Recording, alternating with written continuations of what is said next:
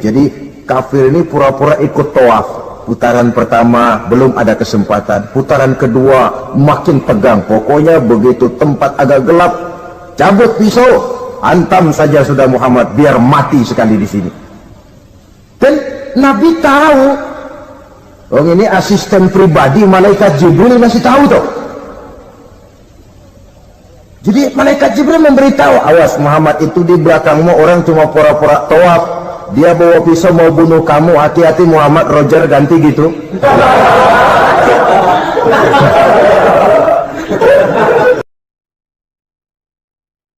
Bismillahirrahmanirrahim. Tabbat yada abi lahabin wa tabb. Ma أغنى عنه ماله وما كسب سيصلى نارا ذات لهب وامرأته حمالة الحطب في جيدها حبل من مسد. السلام عليكم ورحمة الله وبركاته. Waalaikumsalam warahmatullahi wabarakatuh. Bismillah walhamdulillah wassalatu wassalamu ala sayyidina rasulillah sayyidina wa maulana Muhammad ibn Abdullah wa ala alihi wa sahbihi wa mawalah. Amma ba'du, subhanaka la ilma lana illa ma 'allamtana innaka antal alimul hakim. La haula wa la quwwata illa billahil aliyyil azim. Saudara-saudara kaum muslimin rahimakumullah, satu-satunya manusia yang dalam Al-Quran sudah mendapat jaminan ampun dari seluruh dosa yang pernah dikerjakan cuma Rasulullah orangnya. Quran yang menjanjikan liyaghfira lakallahu ma taqaddama min dzambika wa ma ta'akhkhar. Wahai Muhammad, dosamu yang dahulu, dosamu yang sekarang, dosamu yang akan datang kalau memang ada, seluruhnya sudah mendapat jaminan ampun dari Allah Subhanahu wa ta'ala. Orang yang nyata-nyata sudah mendapat jaminan ampun dari segala dosa ini, ibadahnya luar biasa. Luar biasa bagaimana? Sejarah menceritakan beliau kalau sholat malam sampai bengkak kakinya karena rajin sujud. Aisyah menceritakan, satu malam selesai sholat isya saya akan tidur. Saya lihat suami saya sedang sholat, maka saya pun tidur. Tengah malam saya terbangun dari tidur, saya lihat suami saya masih sholat juga. Saya tidur lagi. Menjelang sepertiga malam yang akhir saya bangun, saya lihat masih sholat juga. Saya hampiri beliau, saya tanya setelah sholatnya usai, "Bang," kata Aisyah, "ada apa yang?" Kata baginda Rasul, sebab beliau itu, jangan senyum kalau saya katakan yang di sini, sebab beliau itu pandai sekali menyenangi hati istrinya. Panggilan kelihatannya sepele, tapi bisa menghidupkan keharmonisan dalam rumah tangga. Beliau apabila memanggil Siti Aisyah dengan kalimat Humaira, "Ya Humaira," wahai yang pipinya kemerah-merahan. Cantik sekali panggilannya untuk istrinya. Kita kadang-kadang terlalu jujur tapi nyakitin. Mentang-mentang bini hitam kalau manggil bini hitam, sini lo. Jujur tapi nyakiti itu. Hadirin yang saya muliakan, baginda menjawab, "Ada apa ya? Abang ini kan dosanya sudah mendapat jaminan ampun dari Allah." "Iya, lalu gimana?" "Ya kalau ibadah jangan terlalu gitu-gitu bener, kenapa sih? Orang sudah dapat jaminan ampun itu kan mestinya tenang, aman. Ini malah seolah-olah beliau orang yang paling banyak mempunyai dosa. Tidak puas melaksanakan hanya sholat yang wajib ditambah dengan yang sunnah-sunnah. Tidak usah gitu-gitu bener lah bang, sudah dapat jaminan ampun ini." terhadap usul istrinya ini. Apa jawab beliau? Sederhana tapi melambangkan sikap jiwa yang luhur. Beliau menjawab, Aisyah, afala uhibbu an akuna abdan syakura.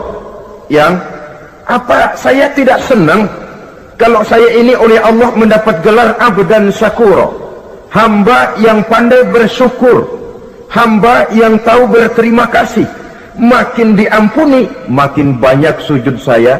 Makin diampuni, makin banyak ibadah saya kepada Allah. Inilah prinsipnya. Saudara-saudara, oleh karena ibadahnya demikian rupa, Allah lalu dekat. Oleh karena Allah dekat, perjuangan beliau itu, walaupun Quraisy melakukan segala macam cara dan usaha, mengeluarkan segala daya dan dana, kemampuan dan kekuasaan, tidak pernah berhasil mematahkan, walaupun berhasil menekan perjuangan baginda Rasulullah sallallahu alaihi wasallam. Coba kalau kita buka sejarah, beliau itu kan mulai berjuang sendiri, yang dihadapi masyarakat yang keras, kasar, brutal. 14 abad yang lalu, semenanjung Arabia terkenal sebagai masyarakat yang jahiliyah, di mana maksiat dan munkarat merajalela. Sembahan adalah berhala, anak perempuan lahir dibunuh hidup-hidup. Itu zaman dulu, zaman sekarang pun tidak jauh bedanya. Malah kalau zaman dulu dikubur hidup-hidup, sekarang sebelum lahir sudah dibunuh. Yang namanya abortus itu. Kadang-kadang aneh, kita mengadakan operasi bersih, dilarang buang sampah sembarangan. Kalau sudah buang sampah saja tidak boleh sembarangan, tahu-tahu zaman sekarang ini bayi dibuang di tempat sampah. Bukan lagi kertas, bukan lagi kardus, bayi dibuang di comberan. Kan lebih sadis sebenarnya dari jahiliyah 14 abad yang lalu. Judi di zaman dulu 14 abad yang lalu merajalela, menyentuh segala lapisan masyarakat. Di zaman sekarang pun judi tidak kurang hebatnya, cuma tentu dengan bahasa yang lain. Apalagi di zaman sekarang orang pandai menghaluskan bahasa, mensamarkan istilah. Judi disebut sumbangan umpamanya, sehingga orang lalu tidak terasa bermain judi, terasanya ikut nyumbang. Itu sekedar istilah yang merangsang orang sebenarnya. Masyarakat yang semacam ini yang dihadapi oleh baginda Rasul. Diangkat jadi Rasul umur 40 tahun lalu mulai berjuang. Mula-mula secara sembunyi dakwahnya itu, dari pintu ke pintu, dari rumah ke rumah, dari orang ke orang. Hasilnya 3 tahun gerilya berdakwah, dapat pengikut tidak lebih 11 orang. Sudah tidak digaji, tidak dapat beras, hidup pun miskin. 3 tahun dakwah, dapat pengikut 11 orang. Ustadz mana zaman sekarang yang masih mau ngajar? Kalau 3 tahun buka pengajian, yang ngaji cuma 11, bubar. Kiai mana yang masih mau buka pondok? Kalau 3 tahun buka pesantren, santrinya cuma 11. Pemimpin mana yang masih mau kampanye? Kalau 3 tahun kampanye dapat pemilih cuma 11, bangkrut. Tapi tidak dengan Rasul. 3 tahun berlalu, turun perintah fasda bima tu'mar. Tidak usah berdakwah secara sembunyi, Muhammad sampaikan saja Islam secara terbuka. Mulailah beliau berdakwah secara terbuka, terang-terangan. Mula-mula Quraisy dikumpulkan dekat Ka'bah. Kumpulah Abu Jahal, Abu Lahab, Abu Sufyan dan gembong-gembong Quraisy. Di sana buat pertama kali secara terbuka baginda Rasul pidato. Tuan-tuan Quraisy, apakah tuan-tuan percaya kepada saya? Percaya. Kenapa? Karena Anda Muhammad sejak kecil belum pernah bohong. Baik. Jikalau memang tuan-tuan percaya kepada saya, maka mulai hari ini saya serukan kepada tuan-tuan, ankizu anfusakum minan nar. Jaga, pelihara, lindungi dan selamatkan diri tuan dari neraka. Tinggalkan segala macam berhala, jauhi Latta, Uzza, Manat dan Hubal. Sembah Allah Tuhan yang Esa, yang lam yalid walam yulad. yang tidak beranak dan tidak diperanakan. Ini dakwah pertama yang beliau sampaikan. Selesai beliau pidato, Abu Lahab interupsi, angkat tangan. Muhammad, ada apa paman? Alihaza jama'tana, cuma untuk dengar ocehan kayak begini kami dikumpulkan di sini. Tabban laka ya Muhammad. Kalau bahasa kasarnya, mau mampus kamu Muhammad. Nabi tidak jawab, Allah yang jawab. Tabbat yada abi lahabi wa tab, ma aghna anhu maluhu wa ma kasab. Bukan Muhammad yang celaka, Abu Lahab lah yang kelak akan menemui kecelakaan. Dakwah terus berlangsung. Ketika dakwah secara terbuka sudah dimulai, hambatan dan tantangan mulai datang. Sejak dari teror mental sampai kepada teror fisik. Dan puncaknya terjadi pada saat beliau berumur 53 tahun, di mana Quraisy mengadakan rapat di satu rumah yang disebut Darul Arqam. Kumpullah di situ dedengkot Quraisy. Siapa lagi kalau bukan Abu Jahal, Abu Lahab? Mereka rapat pleno lengkap. Setelah rapat dibuka, kata Abu Lahab kepada Abu Jahal, Jahal, bagaimana ini Muhammad? Iya, bagaimana? Apalagi yang belum kita lakukan, kata Abu Jahal. Kita fitnah sudah, kita caci maki tiap hari, kita lontari kotoran onta, sahabat-sahabatnya kita bantai, tapi mereka tetap tegar. Iya, kata Abu Jahal. Dan sekarang ini sahabatnya sebagian berangsur-angsur sudah hijrah ke Madinah. Ini pertanda Islam akan berkembang di kota Madinah. Kalau nanti dia berhasil di Madinah lalu menyerbu ke Mekah, alamat habis kita gulung tikar. Makanya, kata Abu Jahal, makanya apa? Makanya dari dulu juga saya bilang, kempesin aja itu. Jadi kalau bahasa okemnya kan begitu toh. Bunuh saja Muhammad, bunuh. Iya, soal bunuh sih gampang, kata Abu Lahab. Tapi Muhammad kan tidak keluar dari batu. Dia punya keluarga, sanak famili dan handai tolan. Kalau keluarganya menuntut balas, bagaimana ini? Gampang. Kita kan banyak punya suku. Tiap-tiap suku kan punya juara, tukang-tukang pukul. Sewa saja, tiap suku ambil tukang pukulnya, kita kepung rumah Muhammad, bunuh sama-sama. Kalau keluarganya akan menuntut balas, dia akan berhadapan dengan seluruh suku yang ada di semenanjung Arabia ini.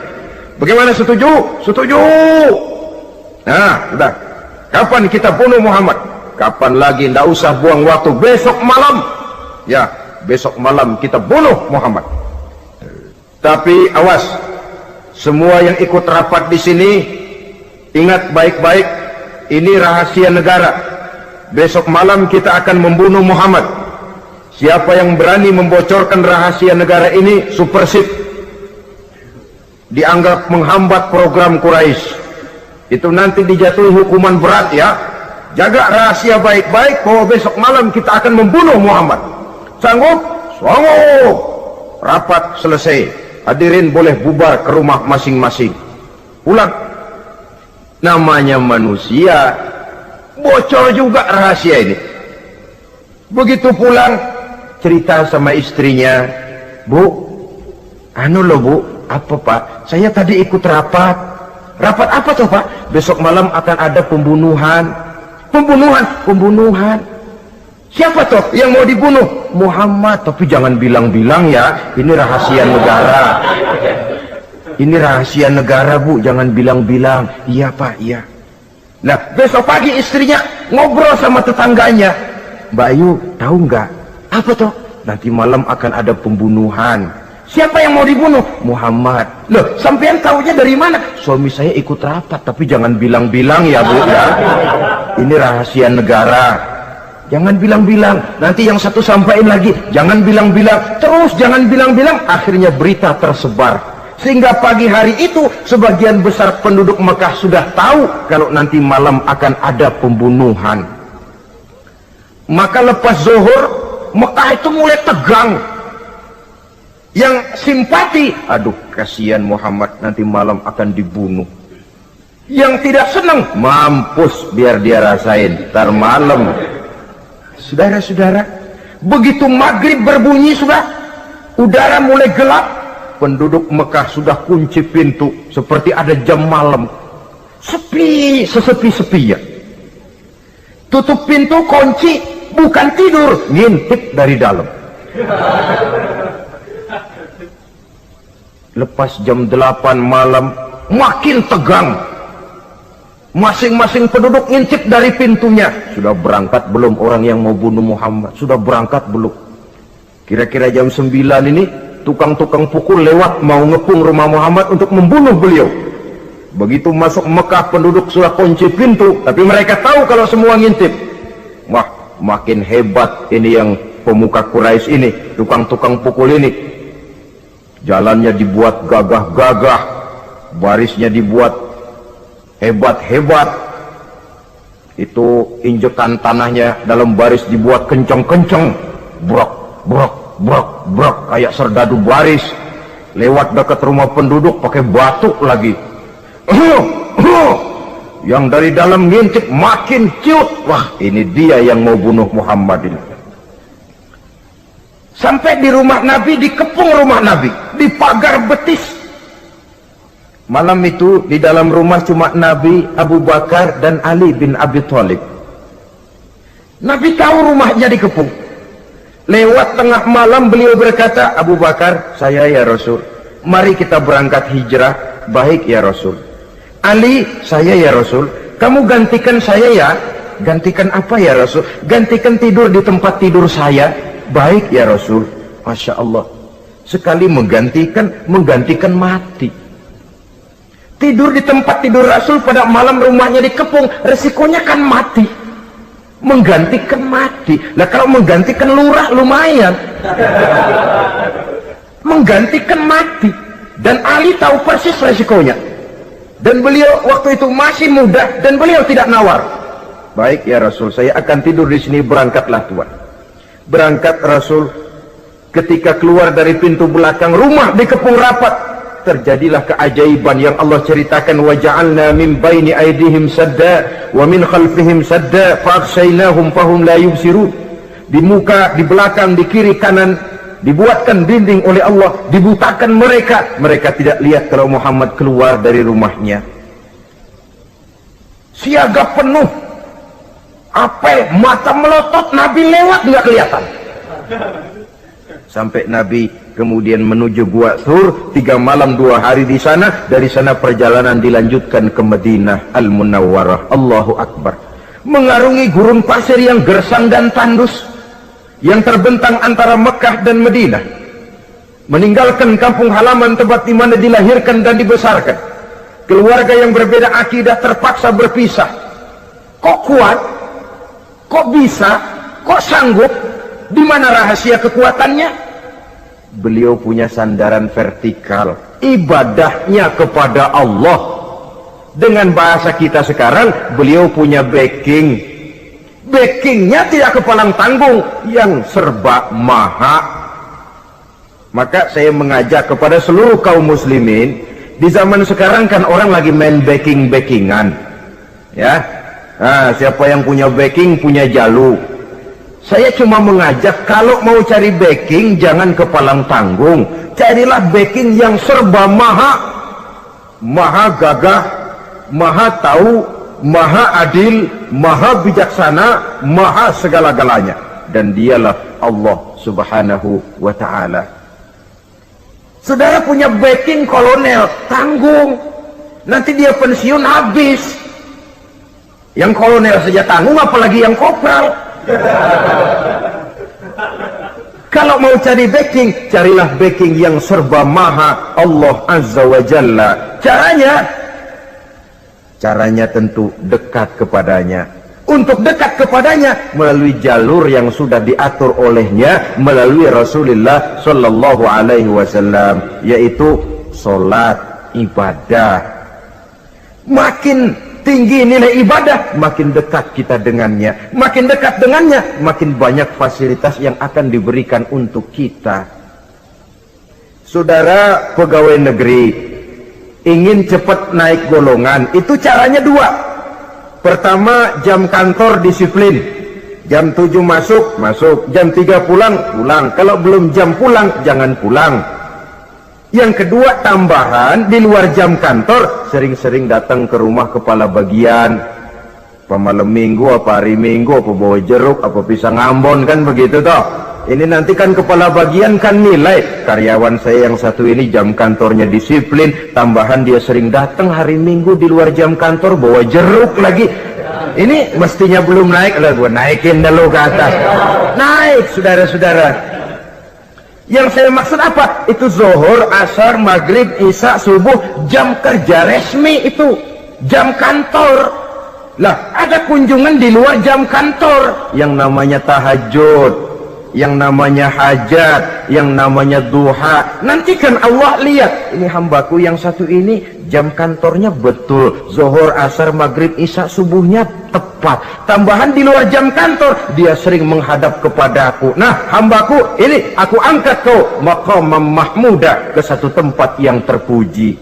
Kalau Allah yang ngangkat, satu negara orang mau rendahkan kita, kita akan tetap tinggi. Kalau Allah mau rendahkan, satu negara mau angkat kita, kalau memang dasar mesti nyungsap ke bawah.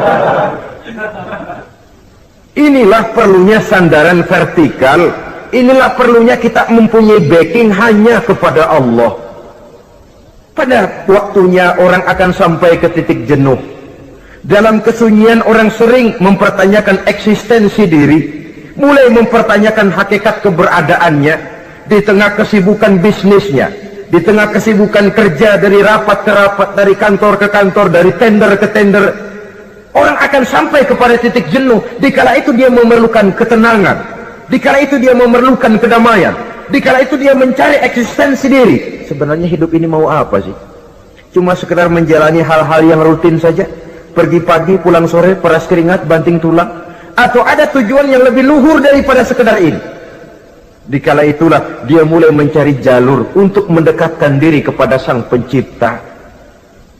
Dan tidak bisa ingin dekat dengan Allah, saudara, pakai aturan sendiri. Ingin dekat dengan gubernur harus ikut aturan yang ditetapkan oleh protokolnya gubernur. Ingin dekat dengan presiden, ya ikut jalur yang sudah disusun oleh protokolnya presiden. Ingin dekat dengan Allah, ya ikut jalur yang sudah diatur oleh Allah melalui Rasulnya. Apa itu? Ya diantaranya sholat, puasa, dan ketentuan-ketentuan ibadah yang lain. Tidak bisa dengan prinsip yang penting kan hati baik, berjiwa bersih, akhlak luhur, tidak usah sholat kalau hati baik sudah dekat dengan Allah. Oh, alangkah enaknya kalau begitu. Kalau dengan itu bisa dekat dengan Allah, rasanya Nabi Muhammad yang paling dulu berhenti sembahyang. Kenapa? Beliau orang yang hatinya paling baik, beliau orang yang budinya paling luhur. Kalau budi luhur dan hati baik sudah menjamin untuk dekat dengan Allah, Nabi dulu berhenti sholat. Nyatanya tidak. Beliau orang yang berbudi luhur, berakhlak baik, entoh ibadahnya demikian rupa. Dan beliau adalah standar untuk kita jadikan contoh dalam mengamalkan ajaran-ajaran agama di kehidupan kita ini. Saudara, itu tadi sepertiga waktu beliau untuk ibadah, untuk Allah. Sepertiga yang kedua dari waktu beliau adalah untuk tugas. Dalam hal ini, sebagai seorang Rasul, menyampaikan risalah Islam berhadapan dengan umat. Yang jadi soal ialah, apa modal utama beliau di dalam melaksanakan tugas? Dan ini nanti sebagai cerminan buat kita. Modal utamanya pertama adalah keteladanan, dan yang kedua adalah akhlak. Sekarang ini kita hampir nyaris mengalami berbagai macam krisis. Yang paling santer kita dengar adalah krisis wibawa. Ada pak guru dicegat muridnya di jalanan, dipukulin karena nggak naik kelas katanya. Nampaknya guru nggak lagi berwibawa. Di satu pihak mungkin karena si guru tidak bisa digugu dan ditiru, di lain pihak juga murid tidak lagi mengenal arti rasa hormat kepada pak guru. Nah, kenapa krisis wibawa timbul? Karena tidak ada keteladanan. Adapun Rasul, wibawa beliau timbul di tengah umat karena keteladanan ini. Apapun yang beliau ajarkan kepada umat, beliau adalah pelaksana pertama. Dengan kata lain, satunya kata dan perbuatan. Ini yang sangat diperlukan di zaman kita sekarang. Bukan cuma sekedar simposium, muktamar, kongres, rapat besar dengan keputusan bertumpuk-tumpuk kertas di atas meja, tetapi tidak pernah terrealisir dalam kehidupan. Yang kita perlukan adalah satunya kata dan perbuatan, bahwa kalau itu yang diucapkan, itu yang diterapkan. Kalau itu yang diteorikan, itu yang dikerjakan. Keteladanan. Yang kedua, rahasia sukses beliau dalam melaksanakan tugas berhadapan dengan umat, akhlak. Beliau tidak menyampaikan Islam ini dengan kekerasan, tidak juga dengan bujuk rayu harta, tidak pula dengan menakut-nakuti orang. Belum pernah kita baca dalam sejarah beliau teriak-teriak, awas yang tidak masuk Islam dipecat jadi orang Arab. Tidak. Atau dengan bujuk rayu, ayo siapa masuk Islam super mie 2 bungkus. Tidak. Sebab kebenaran tidak bisa dipupuk dengan materi. Kebenaran adalah soal keyakinan, dan keyakinan adalah soal batin. Orang yang beragama karena tertarik kepada supermi, orang yang beragama karena tertarik kepada pakaian, kepada obat-obatan, nilai imannya dipupuk dengan materi. Dan usaha seperti itu sama saja dengan menegakkan benang basah. Dia percaya kepada sesuatu yang dia tidak mengerti. Dia yakin kepada sesuatu yang dia tidak tahu apa bentuk yang dia yakini itu. Alangkah malang dan kasihannya orang yang beragama seperti ini. Tidak demikian dengan Rasul. Islam ini adalah satu keyakinan. Keyakinan terhadap kebenaran hanya bisa ditegakkan dalam nurani manusia yang paling mendasar. Karena itu dia tidak bisa dipaksakan. Dan itu pula sebabnya Quran punya prinsip la ikraha fid din. Tidak ada paksaan dalam beragama. Mau Islam silahkan, tidak mau Islam silahkan. Allah tidak memaksa. Tapi ayat ini jangan disalah pakai. Tidak pernah sholat, ditanya orang, kamu kan Islam kok tidak sholat? La ikraha fid din dong. Salah pakai. Yang tidak ada paksaan dalam beragama itu untuk orang di luar Islam. Kepada tuan-tuan di luar Islam, la ikraha fid din, tidak ada paksaan masuk Islam. Tapi kalau sudah masuk ke dalam Islam, maka berlaku peraturan Islam. Contohnya begini saja, tidak ada paksaan masuk ke rumah saya. Itu mau masuk silahkan, tidak mau masuk tidak ada urusan. Tapi sekali saudara masuk ke rumah saya, saudara harus ikut tata tertib yang ada di dalam rumah saya. Kira-kira beragama itu begitu. Tidak ada paksaan masuk Islam. Tapi sekali saudara masuk Islam, maka berlaku peraturan Islam untuk kehidupan saudara. Jadi la ikraha fid din ini buat orang di luar garis. Allah tidak maksa-maksa orang mau masuk Islam mau tidak, silahkan saja. Tapi ketika orang mendapat hidayah masuk ke dalam Islam, peraturan Islam berlaku dalam kehidupannya. Saudara hadirin kaum muslimin rahimakumullah, akhlak. Mari kita lihat lebih jauh bagaimana sih akhlak beliau yang mulia itu. Allahu Akbar. Kalau orang berakhlak kepada teman itu sih biasa. Tapi berakhlak kepada musuh, ini yang luar biasa. Ini yang agaknya Allah saja memuji beliau. Wa innaka la'ala khuluqin azim. Engkau Muhammad benar-benar berada di atas budi pekerti yang luhur dan terpuji. Kalau saya baik kepada orang yang memang baik kepada saya, logis toh, wajar, memang harusnya. Tapi berbuat baik kepada orang yang jahat terhadap saya, ini yang tidak setiap orang bisa. Nah, sebab itu saya tidak ingin menceritakan akhlak beliau kepada sahabat, namanya juga kepada sahabat. Saya akan kutip beberapa riwayat yang menceritakan bagaimana akhlak beliau kepada orang yang nyata-nyata memusuhinya. Berbagai riwayat menceritakan Bagaimana beliau ketika di Taif dilontari orang dengan batu, yang melontari beliau malah mendapat doa, Allahumma hdi qaumi fa innahum la ya'lamun. Ya Allah, berikan hidayah, berikan petunjuk kepada mereka yang melontari saya dengan batu, karena mereka tidak tahu. Kalau saja mereka tahu, mereka tidak akan melontari saya dengan batu. Ya Allah, berikan hidayah kepada mereka. Padahal ketika itu malaikat Jibril menawarkan jasa, Muhammad, kalau kamu mau orang yang melontari kau dengan batu itu hancur, saat ini juga saya angkat Jabal Uhud, saya timpakan mereka biar mati semua. Mau Muhammad? Jangan Jibril, mereka tidak tahu. Kalau saja mereka tahu, mereka tidak akan melontari saya dengan batu. Lebih baik doakan mereka supaya mendapat hidayah dari Allah. Dalam kondisi kepepet, dilontari dengan batu, malaikat Jibril datang menawarkan jasa. Beliau lebih memilih mendoakan orang yang berbuat jahat itu. Ya Allah, bukan main. Umumnya kita kan kalau lagi kepepet ada yang nolongin, girang bener. Andai kata kita yang jadi nabi disambitin orang, datang malaikat Jibril nawarin, bagaimana sih Kak? Abisin aja dah.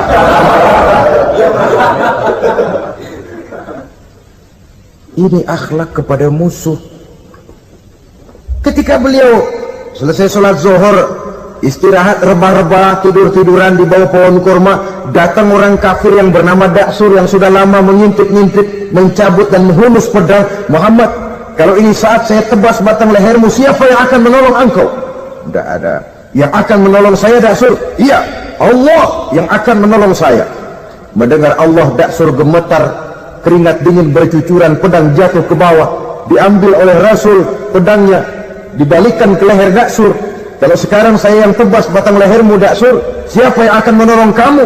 Tidak ada ya Rasul, kecuali kalau kau mau memaafkan saya. Baik, ambillah kembali pedangmu, kau saya maafkan, dan jangan ulangi lagi perbuatan semacam ini. Lain saat beliau sedang tawaf, diikuti oleh seorang Quraisy kafir. Sambil tawaf, ini kafir Quraisy sudah bawa pisau. Dia pikir, nanti di satu sudut yang agak gelap saya tikam Muhammad dari belakang, saya bunuh dia. Jadi kafir ini pura-pura ikut tawaf. Jahatnya orang kafir itu kan begitu, tawaf ya ikut pura-pura tawaf, ada kesempatan sikat dari belakang. Putaran pertama belum ada kesempatan, putaran kedua makin tegang. Pokoknya begitu tempat agak gelap, cabut pisau, hantam saja sudah Muhammad, biar mati sekali di sini. Dan Nabi tahu, oh ini asisten pribadi malaikat Jibril masih tahu tuh. Jadi malaikat Jibril memberitahu, awas Muhammad, itu di belakangmu orang cuma pura-pura tawaf, dia bawa pisau mau bunuh kamu, hati-hati Muhammad, Roger ganti gitu.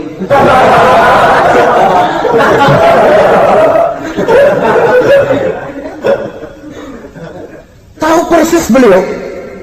Sampai di satu sudut yang gelap, si kafir ini mencabut pisau. Nabi nengok ke belakang, menoleh Nabi. Begitu menoleh, Quraisy ini kan ketangkep basah, bahasa Arabnya yumsak mablul katanya, ketangkep basah, grogi, salah tingkah, garuk nggak gatel, kasihan melihatnya sudah. Ya namanya orang ketangkep basah itu, mau alasan apa? Nggak beralasan ya, harus merasa harus membela diri, gemetar nggak karu-karuan. Kata Nabi senyum. Mau apa, Mas? Anu Rasul, ini anu apa? Anu. Sudah, saya kan tahu kamu mau bunuh saya toh. Sudah, saya sudah tahu kok. Kamu jangan pura-pura. Kamu kan mau bunuh saya kan? Terus terang saja. Iya Rasul, iya. Sekarang gimana? Enggak berani Rasul. Minta maaf saja. Ya kalau sudah kamu minta maaf begitu, sudah kamu pulang sana, jangan diulangi lagi ya. Begitu mudah beliau memaafkan orang yang nyata-nyata mau menghabisi nyawanya, sepanjang itu belum terwujud, sepanjang itu belum terbentuk dalam artian real. Sangat mudah beliau memaafkan orang. Saudara hadirin kaum muslimin rahimakumullah, pemaaf, lapang dada, toleransi, menghargai pendapat para sahabatnya. Ini sederetan dari akhlak yang terpuji. Sehingga karena keluhuran akhlak inilah yang menyebabkan orang tertarik masuk ke dalam Islam. Beliau berprinsip apa? Basiru wala tunaffiru, yasiru wala tu'asiru. Gembirakan orang, jangan ditakut-takuti. Mudahkan persoalan orang, jangan dibikin sulit. Ini kan satu prinsip yang sangat baik dalam melaksanakan dakwah, dalam menyampaikan misi. Apapun tugas kita di masyarakat, sebagai pegawai pemerintahan, pejabat negara, pedagang, pengusaha, seniman, ustadz, mubaligh, kiai, ulama, dalam berbagai profesi, modal utama untuk sukses adalah akhlak. Sebab hati kita yang tahu cuma Allah. Orang lihat penampilan kita, orang lihat muka kita. Sebab itu Nabi katakan, innakum la tas'una nasa bi amwalikum walakin yas'uhum minhum bastul wajhi wa husnul khuluqi. Kamu tidak akan bisa menarik simpati orang banyak dengan hartamu, tapi bisa kau tarik simpati orang banyak dengan akhlak yang baik dan muka yang senyum, muka yang enak dilihat. Orang kadang sering bilang, dia mah biar mukanya begitu hatinya baik. Iya, soal hati kita nggak tahu. Yang kita lihat pertama muka. Bagaimana gue mau ikut dia, mukanya kayak batu kuburan. Kesan serem pertama itu kan sudah ada. Walaupun kadang-kadang hati memang baik, tapi hati itu kan urusan Allah. Yang kita lihat pertama muka. Ini barangkali nanti termasuk teori dalam psychology of salesman ya, bahwa sesuatu yang baik kalau dihidangkan dengan cara yang tidak baik, orang tidak akan tertarik. Lihat saja, orang sekarang ini kan entah makin lajunya dunia bisnis kita, masuk ke rumah-rumah kita cuma menawarkan air jahe, menawarkan sasa, menawarkan kecap bango, menawarkan barang-barang yang kelihatannya remeh. Ini kan termasuk psychology of salesman. Yang datang ya biasanya perempuan, wajahnya ya lumayan, paling kurang sedikit di atas 6 lah begitu. Lalu tutur katanya sopan, masuk ke rumah tidak sungkan, ada rasa familiar, rasa kekeluargaan, lalu datang. Taktik untuk menawarkan barang yang jadi merek dagangannya. Nah, Islam ini agama yang baik. Kalau disampaikan dengan cara yang tidak baik, sadis, memponis, orang akan lari dan jauh. Menyinggung, bukan menyentuh. Siapapun kalau tersinggung lari, tapi kalau tersentuh dia akan mendekat. Apaan lo Islam bayang begitu? Mikirnya anakku sembayang diomelin, mendingan kagak sembayang sekalian ketahuan. Saudara hadirin yang saya muliakan, ini yang diberikan contoh oleh baginda Nabi. Apapun tugas kita, pedagang utamakan akhlak, petani utamakan akhlak, seniman utamakan akhlak, mubaligh utamakan akhlak, pejabat negara utamakan akhlak, pelayan dan pengabdi masyarakat utamakan akhlak. Saudara hadirin yang saya hormati, kaum muslimin yang berbahagia, jadi untuk sukses di masyarakat, untuk sukses di tempat tugas, modal utama adalah akhlak. Dan ini yang dicantikan contoh dari Nabi kita Muhammad sallallahu alaihi wasallam. Sepertiga waktunya untuk tugas, dalam menjalankan dan melaksanakan tugas sebagai seorang rasul, menyampaikan risalah Islam berhadapan dengan umat, modal utamanya adalah akhlak. Demikian juga kita di masyarakat. Dan akhlak itu memang harus dibiasakan sejak kita kecil, sehingga dengan demikian nilai-nilai yang baik akan terus terbawa sampai di hari tua kita. Saudara-saudara, rasanya kehancuran satu bangsa dimanapun di dunia ini selalu dimulai dengan kehancuran akhlak daripada bangsa itu sendiri. Dan kehancuran akhlak itu bisa saja terjadi di tengah kemakmuran ekonomi, di tengah maju dan canggihnya teknologi. Kapan? Apabila pegangan orang kepada agama sudah lemah dan rapuh. Kita tengok di negara-negara di sebelah barat kita, kemajuan teknologi yang tidak diimbangi dengan kuatnya pegangan orang kepada agama, telah melahirkan budaya-budaya yang merendahkan martabat manusia. Lahirlah kebudayaan hippies, lahirlah kebudayaan nudis, hidup serba bosan dengan ini dan itu karena segalanya sudah dimiliki. Rumah mentereng, jumlah kendaraan sejumlah keluarga, kapal pesiar di laut mewah, pesawat udara punya, setelah ini punya, ini ada, semua ada, titik jenuh sampai. Mau apa semua ini? Akhirnya ingin hidup apa adanya, tidur di goa-goa, tidur di kaki-kaki gunung, tidur di hutan belantara, pakaian kumal. Itu hipis-hipis yang datang kemari, yang pakaiannya kumuh, tambelan, lepis belel, padahal di kantongnya cek, travel cek, dolar. Lain hipis kita, emang benar-benar gembel.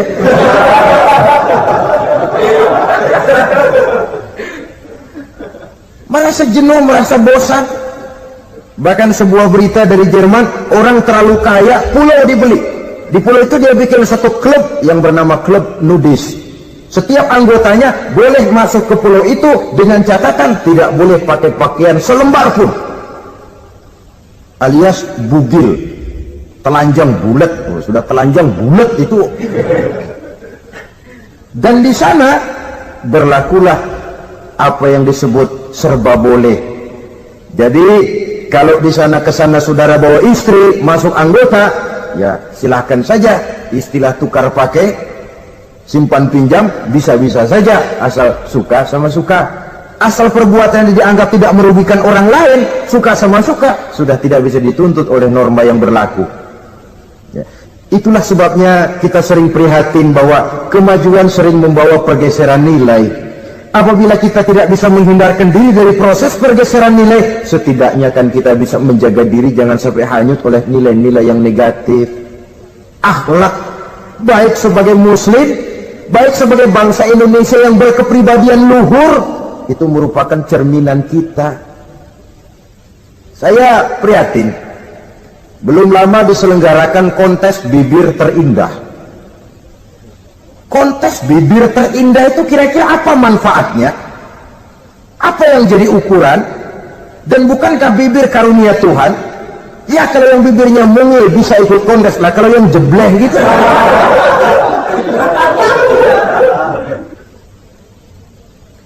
Kontes bibir terindah masih hangat dibicarakan orang. Sudah muncul lagi kontes betis terindah. Nah kalau sudah bicara soal betis ini, kan yang terbayang oleh kita kira-kira ukurannya apa? Yang diukur itu apanya ya? Ya tentu betisnya itu. Nah paling celaka kalau betis-betis yang ikut itu nanti jadi milik panitia semua kan. Yang tidak usah kita mengukur dengan kacamata agama, dengan budaya kita sebagai bangsa Indonesia yang berfalsafahkan Pancasila, rasanya mendengarnya saja kok sudah tidak sah gitu loh.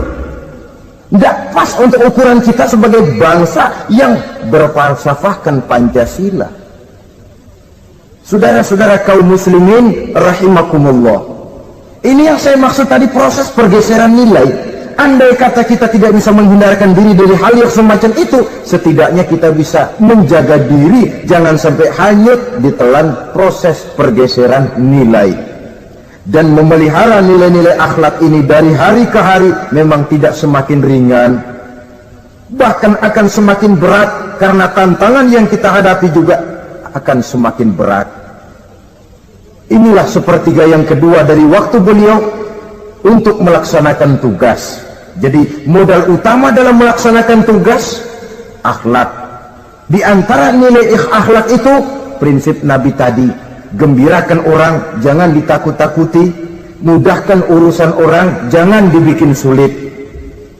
Sehingga kalau yang memang mudah lalu dipersulit, itu sudah mencerminkan akhlak yang tidak diajarkan oleh Rasulullah sallallahu alaihi wasallam. Kemudian yang terakhir, sepertiga yang ketiga dari waktu beliau adalah untuk keluarga. Jadi tadi ada waktu untuk Allah, ibadah, ada waktu untuk tugas, dan yang ketiga ada waktu untuk keluarga. Bagaimana Rasul di tengah keluarganya? Anas bin Malik bercerita, Saya 11 tahun membantu di rumah tangga Rasul. 11 tahun itu kan artinya 11 kali 360 hari kali 24 jam. Bukan waktu yang sebentar itu. Selama 11 tahun saya membantu di rumah tangga Rasul, kata Anas, belum pernah saya dengar kata-kata kasar, keras, membentak. 11 tahun saya membantu di rumah tangga beliau, belum pernah saya lihat ada piring terbang, ada bakyak melayang. Artinya apa? Cerminan dari ketentraman, keayeman, kedamaian rumah tangga beliau. Padahal rumah tangganya kecil, istrinya lebih dari satu, tapi aman, tentram, rukun. Kita kadang-kadang istri satu seminggu 7 hari, perang 6 hari. Cuma 1 hari gencatan senjata. Sudah hadirin, saudara kaum muslimin rahimakumullah, kalau beliau tidak menyenangi satu masakan, misalnya masakan istrinya, tidak mencah-mencah, cuma kelihatan dari makannya barangkali tidak begitu banyak, tapi tidak pernah mencela apapun yang dimasak istrinya. Senang ya dimakan, tidak senang ya dimakan karena menghargai lelah jerih payahnya istri. Ini kelihatannya sepele, tapi dari sini keharmonisan rumah tangga itu bisa saja timbul. Bukankah seseorang hanya bisa sukses di tempat tugas, jadi apapun dia, kalau berangkat dari ketentraman dan ketenangan di rumah tangga? Dan tidak ada orang bisa meraih sukses kalau dia berangkat dari rumah tangga yang berantakan. Itulah sebabnya ini sangat diperhatikan oleh baginda Rasul. Dari rumah yang kecil, dari tempat tidur yang sederhana, yang sebelah itu kain kasar, sebelah dipakai untuk tidur, sebelah dipakai untuk selimut. Jadi kasur merangkap selimut. Allahu Akbar. Tapi dari rumah tangga yang semacam itu keluar ucapan baiti jannati, rumah tanggaku laksana surga bagiku. Di mana sih rahasianya? Karena rumah tangga beliau didirikan di atas ajaran agama. Agama membuat suami istri tahu hak dan tahu kewajiban. Kalau kewajiban dilaksanakan, hak diberikan, akan timbul saling pengertian. Apabila ada pengertian, akan timbul ketenangan, dan ketenangan adalah tangga utama untuk mencapai rumah tangga bahagia. Apalah artinya? Seperti banyak istilah orang, rumah bertingkat, uang banyak berlipat-lipat, kendaraan serba mengkilat, istri pun cantik memikat, kadang-kadang jumlahnya 4, tapi tiap hari kiamat. Tidak pernah ada ketenangan dan kedamaian di rumah itu. Saudara hadirin, lebih celaka lagi sudah rumah gubuk berantem melulu. Sudah kiamat itu, sudah kiamat. Jadi dengan adanya pelaksanaan kewajiban, pemberian hak, timbul pengertian. Pengertian membawa ketenangan. Suami keluar rumah, istri tenang di rumah.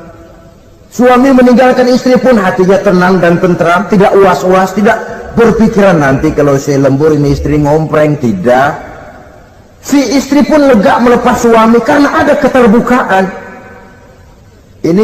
Ini kan menurut angket terakhir loh ya, yang diadakan oleh beberapa majalah di ibu kota ini. Di ibu kota katanya, dari sejumlah laki-laki yang disebarkan angket, ternyata jika ada 3 laki-laki, 2 nyeleweng. Jadi angka penyelewengan itu 2/3 dari jumlah laki-laki itu menyeleweng katanya. Ya mudah-mudahan yang kumpul di sini termasuk 1/3 yang nggak nyeleweng itulah. Dan tidak semua bentuk penyelewengan itu karena alasan ekonomi, bukan pula karena alasan ketidaksetiaan istri, tapi merupakan cerminan dari sikap hidup di mana orang jauh dari nilai-nilai agama, sehingga penyelewengan itu dianggap sesuatu yang manusiawi, biasa-biasa saja, bahkan kadang-kadang ikut membentuk status sosial, melahirkan kebanggaan. Innalillahi. Orang kalau sudah bangga nyeleweng bangga, itu kiamat sudah. Sama saja, bikin dosa ketawa, waduh, itu malaikat gemes benar. udah bikin dosa cengengesan, cengir, udah ada rasa nyesel, udah ada rasa takut, udah ada rasa bersalah, biasa gitu. Saudara hadirin yang saya muliakan, ini kan cerminan dari rapuhnya pegangan orang kepada agama. Jadi untuk membina rumah tangga yang bahagia ini, sepertiga dari waktu untuk di tengah keluarga, menghidupkan nilai-nilai agama di rumah tangga kita. Oleh karenanya, pada bagian akhir dari pertemuan yang singkat ini, saudara-saudara, saya mengajak, marilah pandai-pandai membagi dan mengatur waktu. Ada waktu untuk Allah, ada waktu untuk tugas, ada waktu untuk keluarga. Syukur kalau ada keseimbangan. Tapi kalau tidak, istilah usul fikih itu tatimul aham minal muhim, mendahulukan yang terpenting dari yang penting.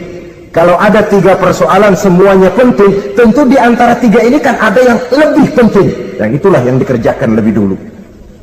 Dan ini tidak berarti bahwa penjatahan waktunya harus sama. Untuk ibadah dalam sehari semalam sekian jam, untuk tugas sekian jam, untuk keluarga sekian jam. Tidak bisa kita targetkan begitu. Dan yang dimaksud di sini pun adanya pengaturan. Pengaturan tidak berarti bahwa harus sama waktunya, tidak. Kita melihat kepentingannya. Saudara hadirin, sama saja di zaman sekarang, kalau dengan pembangunan kita ingin menciptakan pemerataan di kalangan rakyat, itu tidak berarti bahwa rakyat Indonesia ini standar ekonomi harus sama semua seperti yang dicita-citakan komunis. Tidak bisa. Menciptakan pemerataan artinya kalau yang kaya bisa semakin kaya, kenapa yang miskin tidak bisa naik jadi sedikit kaya? Dan artinya menciptakan kesempatan kepada setiap penduduk Indonesia untuk merubah tahap dan taraf kehidupannya. Demikian juga adanya pengaturan waktu. Bukan berarti untuk Allah sekian jam, keluarga sekian jam, tugas sekian jam. Sebab jam-jam ini sulit kita jatahkan. Kadang-kadang tugas, kadang-kadang keluarga, kadang-kadang ibadah kita sedang gandrung. Yang penting ada keseimbangan dalam cara kita mengatur waktu itu. Nah, saudara-saudara, demikianlah pertemuan dan pembicaraan kita kali ini. Terima kasih atas segala perhatian. Mohon maaf atas segala kekurangan. Usikum wa nafsi bitaqwallah. Wassalamualaikum warahmatullahi wabarakatuh. Waalaikumsalam warahmatullahi wabarakatuh.